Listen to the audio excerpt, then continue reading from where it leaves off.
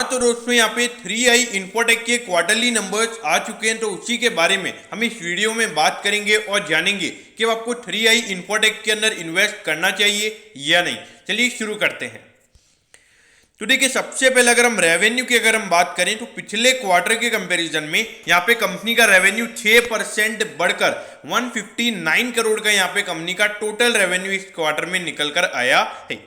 लेकिन अगर हम यहाँ पे प्रॉफिटेबिलिटी की बात करें तो अभी कंपनी को 7 करोड़ का लॉस हुआ है, जबकि पिछले क्वार्टर में कंपनी को 301 करोड़ का प्रॉफिट हुआ था। तो देखिए, एज ए शेयर होल्डर आपको नाराज होने की जरूरत नहीं है, क्योंकि पिछले क्वार्टर में कंपनी ने अपने एक्सेप्शनल आइटम में 390 करोड़ की एक इनकम दिखाई थी, जिसकी वजह से वहां पे 301 करोड़ का वहां पे कंपनी का प्रॉफिट दिखा था। लेकिन देखिए, ये थोड़ा एक्सेप्शनल आइटम में क्या था वो चीजें वहां पे कंपनी ने नहीं लिखी थी। लेकिन अगर हम अभी कंपनी के ऑपरेटिंग प्रॉफिट की अगर हम बात करें, यानी कि प्रॉफिट बिफोर टैक्स के पहले का जो नंबर होता है उसकी अगर हम बात करें, तो वो यहाँ पे जो कंपनी का लॉस है, ऑपरेटिंग लॉस, तो वो है 22 लाख, जो कि पिछले क्वार्टर में था 64 करोड़ का। यहां पर अगर आप देखोगे क्वार्टरली बेसिस पे जो ऑपरेटिंग प्रॉफिट है कंपनी का, वो हमें अच्छे से यहां पे कम होता हुआ नजर आ रहा है। ऑपरेटिंग प्रॉफिट नहीं, ऑपरेटिंग लॉस। ओके, उसके बाद अगर हम ईयर ऑन ईयर बेसिस पे कंपनी के रेवेन्यू की बात करें तो 6% से भी यहाँ पे ईयर ऑन ईयर बेसिस पे कंपनी का रेवेन्यू बढ़ा है।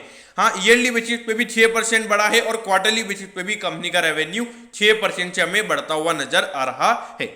अब ये देखिए, पिछले साल इसी सेम क्वार्टर में कंपनी को 15 करोड़ का लॉस हुआ था और अब ये लॉस का नंबर हो चुका है 7 करोड़ का। तो यानी कि अराउंड 8 करोड़ का लॉस यहाँ पे कंपनी का कम हुआ है। इन परसेंटेज वाइज अगर हम बात करें, एकदम यहाँ पे आधा हमें कंपनी का लॉस होता हुआ नजर आ रहा है।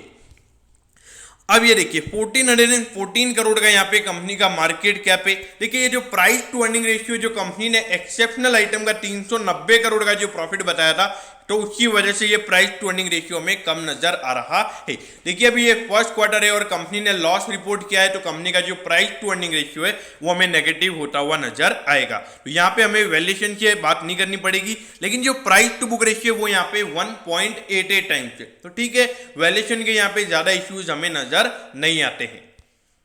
अब ये देखिए, अभी इतने टाइम से ये कंपनी का प्रॉफिट इतना था और एकदम से 390 करोड़ का कंपनी ने पिछले साल प्रॉफिट कमाया। अब ऐसा क्या हो गया? अब वो चीजें क्या है, ये चीजें समझ में नहीं आती और ये डेटा अच्छे से मिलता भी नहीं है। तो इसीलिए हमें जो स्टॉक्स होते हैं, तो यहाँ पे हमारा ज्यादा एलोकेशन नहीं होना चाहिए हमारे पूरे पोर्टफोलियो का।